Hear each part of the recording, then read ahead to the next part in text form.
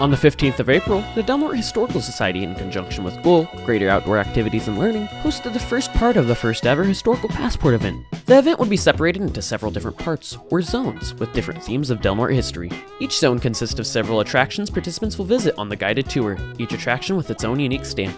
Every month, we'll cover a different zone, the first of these zones being Zone A, which focused on the 1964 tsunami and other nautical history. Upon first arrival, the organizers, Monda Hagen, Patty Rommel, and her daughter Sarah, waited patiently outside for participants to arrive. Around 10:05, the first participants began showing up and congregating outside the museum. After more time had passed and more people had arrived, Patty led the party into the museum to preview exhibits relevant to the event.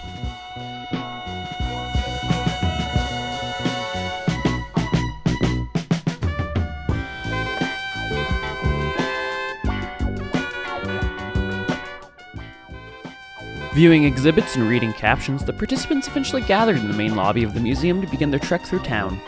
The party started down H Street, with the first stop outside of Karen Olson Law Office, where the owners shared their personal story regarding the chimney's destruction during the tsunami.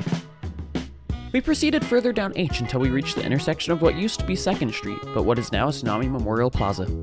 Here Patty mentioned the fountain, which once sat in the center of the plaza, now removed due to it being used as a bath by our local homeless population. At the end of H Street was the bow segment from the SS Amedio. The group stopped once again as Patty explained the history of the SS Amedio.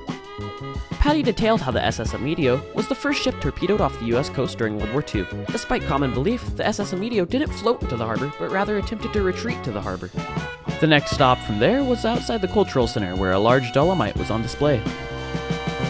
According to Patty, all tetrapods are dolomites, however, not all dolomites are tetrapods. Dolomites are around 40 tons each and interlock, preventing erosion of maritime infrastructure. After the 1964 tsunami, Crescent City accelerated the installation of dolomites along our coasts. After learning about tetrapods and dolomites, we went to the National Parks building where we got to see the water level from the tsunami marked on the wall, and learn about the tsunami-resistant architecture. Participants stamped their passports with the National Park stamps to embed their newfound memories in the green ink.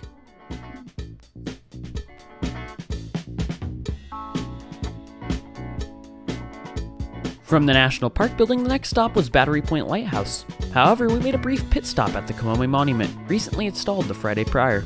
Yeah, last night, they're in town today for this anniversary. So this is the anniversary weekend, and they are here celebrating the 10-year anniversary. They did a performance last night at Crescent, and so this talks a little bit about the about that particular tsunami that happened and the subsequent relationship, I'm trying to say, between Japan and Crescent City. By the time we had arrived near Battery Point, Patty needed to attend her other job, so the stamping of passports once more commenced.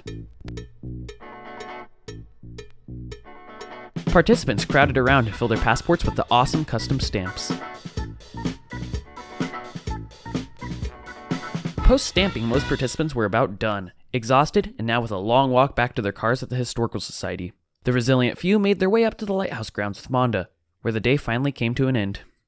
I managed to get an interview with Monda about her work with GOL and other events hosted. Hi there, I'm Monda Hagen. I work for the National Park Service and am the education specialist for the GOL grant, which is gaining outdoor, hold on. So I work for the National Park Service and the Greater Outdoor Access and Learning program, which is also called GOL.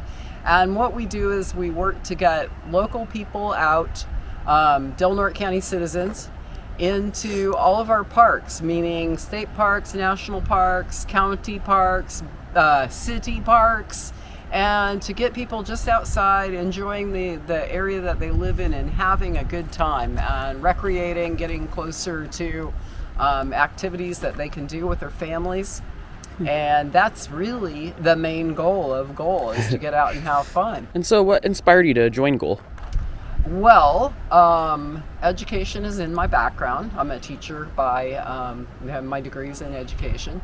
And I have since then branched out and done lots of environmental education, and this sounded like it brought everything that I had ever done together and makes me a really happy person. I love coming to work every day.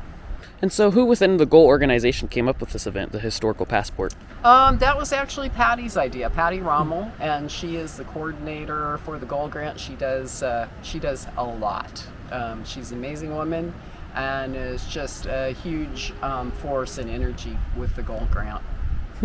And so were you expecting an older audience putting on this program, or were you expecting a younger audience? I think we expected a mix. We were hoping to attract young and old alike, and that's what the Gold Grant really is. It's from working with children who are from infancy with a program called Hike It Baby, all the way to working with senior citizens. So it's a program that we want to reach everyone in the community. And does Goal work with the local Native American tribes? Yes, it does, actually. The Tolowa tribe and the Yurok tribe. And one of the things we'll be doing with this Passport to History is the Tolowa are doing some revisions on it. So they'll be putting on the place names of the Tolowa names that have been the cultural and traditional names that those places would have been called. Is there anything else you'd like to add before my battery dies?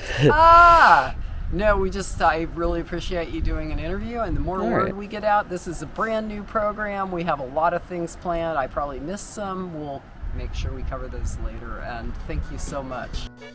Overall, the Historical Passport is a great event to introduce Del Norte's rich history to people. The next part will cover Zone B and come out next month.